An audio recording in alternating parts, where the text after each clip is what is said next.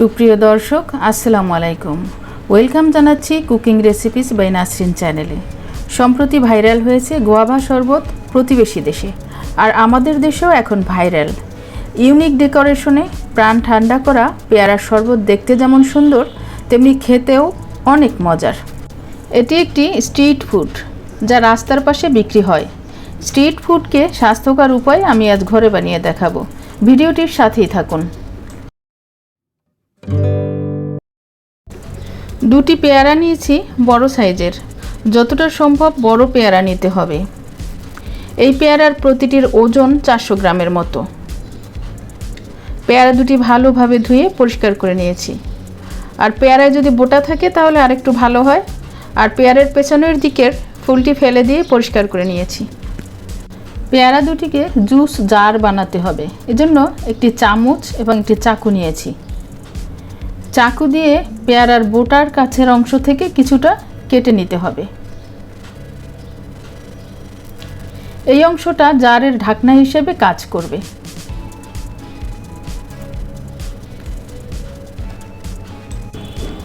এবারে একটি চামচের হাতল দিয়ে পেয়ারার জার বানানোর জন্য পুরুত্বটা ঠিক করে নিয়ে দাগ কেটে নিতে হবে।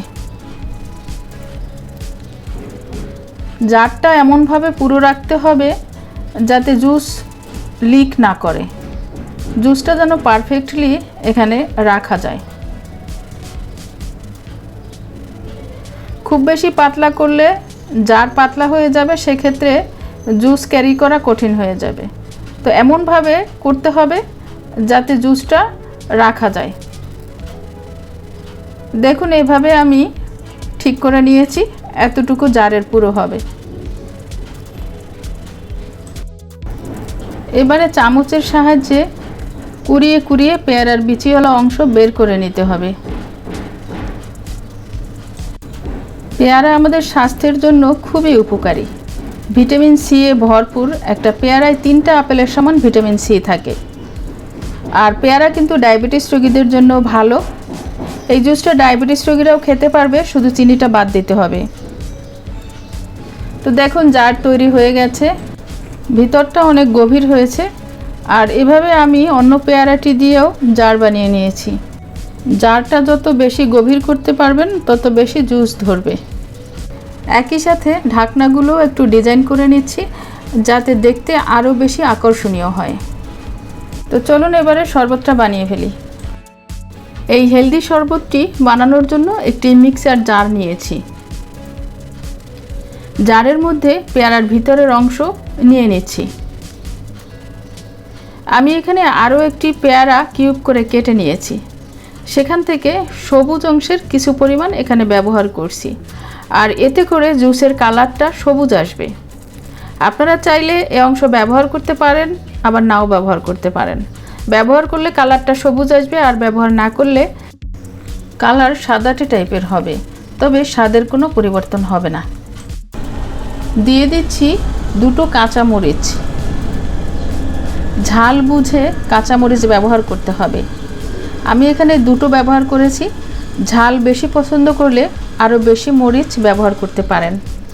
আর বিট লবণ দিয়ে দিচ্ছি 1 চা চামচ এবং নর্মাল লবণ 1/2 চা চামচ। চিনি দিয়ে দিচ্ছি 4 চা চামচ পরিমাণ। চিনির পরিমাণ বাড়িয়ে কমিয়ে নিতে পারবেন, তবে ডায়াবেটিস যাদের আছে তারা চিনি বাদ দিবেন। আর পুদিনা পাতা দিয়ে দিচ্ছি কিছুটা। পুদিনা পাতা হাতের কাছে না থাকলে ধনে পাতাও ব্যবহার করতে পারবেন, সেক্ষেত্রে টেস্ট একটু ভিন্ন হবে। লেবুর রস ব্যবহার করছি 1 চা চামচ পরিমাণ। এবারে ফ্রিজে রাখা ঠান্ডা পানি দিয়ে দিচ্ছি 1 গ্লাস পরিমাণ। জুসটা এবার ব্লেন্ডারে মিক্স করে নেব। তো জুস রেডি। এবারে জারগুলোতে একটু মশলা মাখাতে হবে। নিয়েছি 1/4 চা চামচ মরিচের গুঁড়া এবং 1/2 চা চামচ বিট লবণ। এগুলো মিশিয়ে নিচ্ছি। জুস খাওয়ার পরে পেয়ারাটি খেতে যেন ভালো লাগে, তাই ঢাকনায় এবং জারের ভেতরে এই মশলাটা মাখিয়ে নিচ্ছি।